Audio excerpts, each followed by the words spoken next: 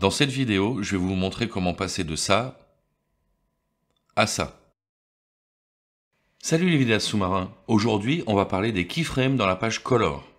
Alors les keyframes, c'est des points clés qui vont vous permettre d'animer une séquence.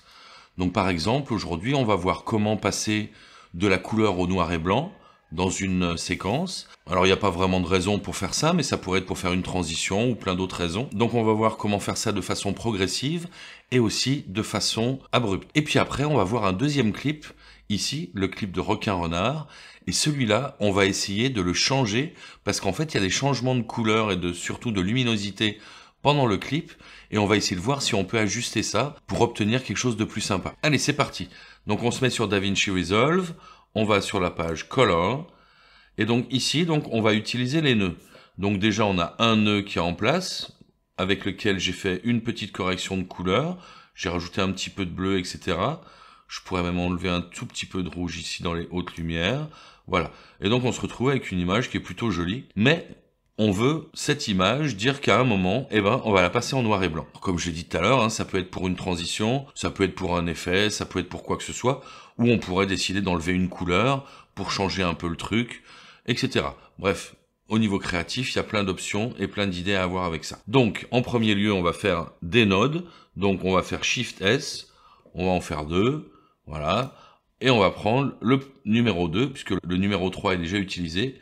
Donc le numéro 2, on clique dessus, et ici, on va voir, ici, on a animation. Et on va cliquer dessus. Donc l'animation, ça va nous permettre, donc pour ici, on est avec le node 2, donc correcteur 2, et on va cliquer ici. Voilà. Donc là, on a notre séquence qui est comme ça, donc on a notre Inopia, tranquille, il respire, voilà, il fait rien de spécial. Et on va dire qu'ici, par exemple, on veut changer et on veut commencer à le faire devenir en noir et blanc jusque par exemple par ici. Et qu'est-ce qu'on va faire? Déjà, on va sélectionner le correcteur 2 et on va cliquer ici. Donc on va choisir tous les points. Et ici, pour nous, c'est dans étalonnage. Donc on va aller ici, on va cliquer droit et on va ajouter une image dynamique. Alors pourquoi dynamique? Parce que cette fois-ci, on veut faire le changement de façon progressive. On avance un petit peu. Voilà, pas besoin d'aller trop loin.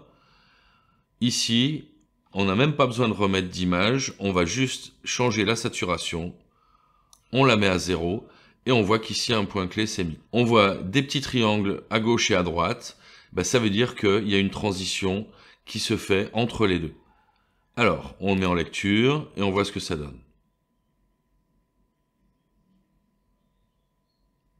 Voilà.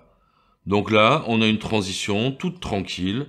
On pourrait couper ici, puis avoir par exemple un plan suivant qui serait en noir et blanc aussi, avec par exemple un fondu. On pourrait faire ça en quelques images et faire quelque chose d'un peu différent. Donc maintenant, cette fois-ci, on va dire que la transformation, on veut la faire en un seul coup. C'est pas plus difficile. Donc on se remet par exemple sur le correcteur 2. Ici, on sélectionne là. Ici, on choisit un point, étalonnage, on clique droit, ajouter une image clé fixe, on avance d'une image, on met la saturation à 0, et on voit ce qui se passe. Et donc là, normalement, si tout va bien, ça devrait se passer en une image, voilà. D'accord? On était en couleur ici, et paf, on est en noir et blanc.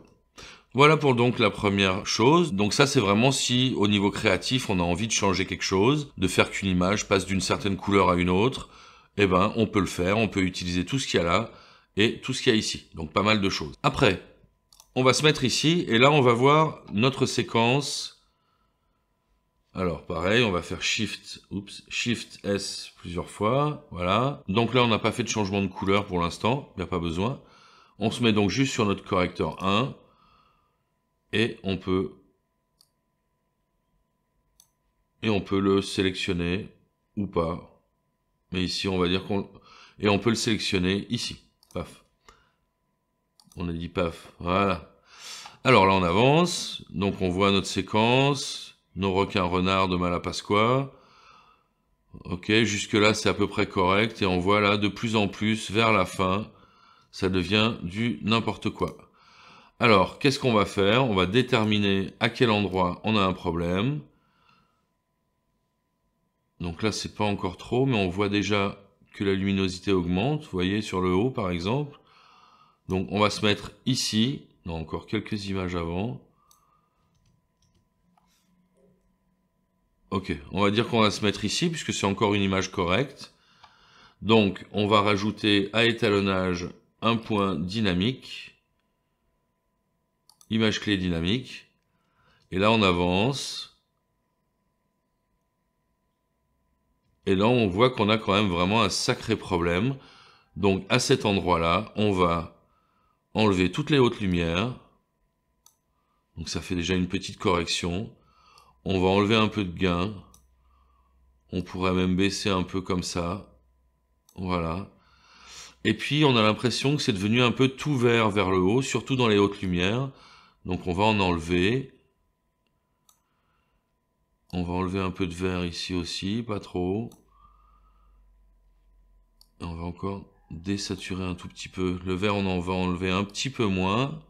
Voilà, comme ça. Alors, l'image n'est pas parfaite, mais bon, si on enlève la correction, on se retrouve avec ça.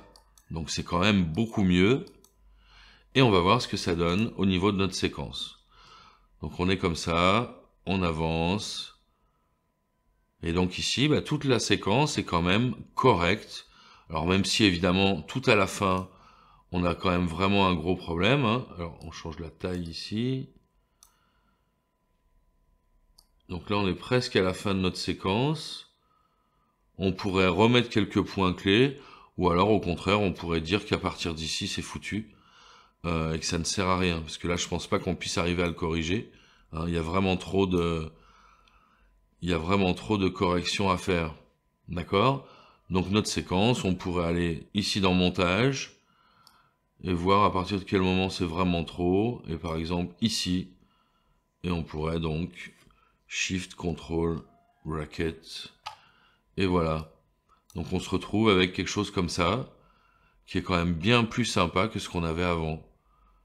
On voit bien que ça monte un petit peu en luminosité, mais à peine. Le bleu reste correct. Voilà.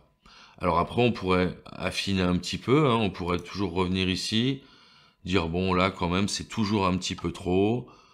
Donc, baisser, par exemple, un petit peu comme ça.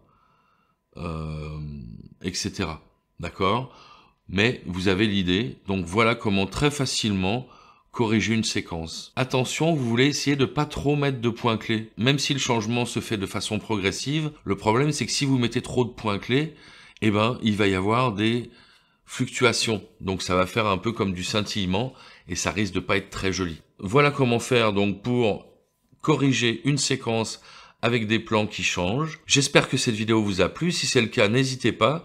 Et puis là-haut, là, il y a une petite vidéo qui devrait vous intéresser sur comment on fait des montages. Et puis là, une petite vidéo sur des petites bêtes qu'on peut trouver à Tulamben. Et si vous voulez venir plonger avec nous à Plouf Diving, n'hésitez pas, il y a les liens en description pour vous dire où ça se passe. Et puis là, vous pouvez aller sur le site web et me contacter directement avec WhatsApp. Allez, bonne bulle, à bientôt!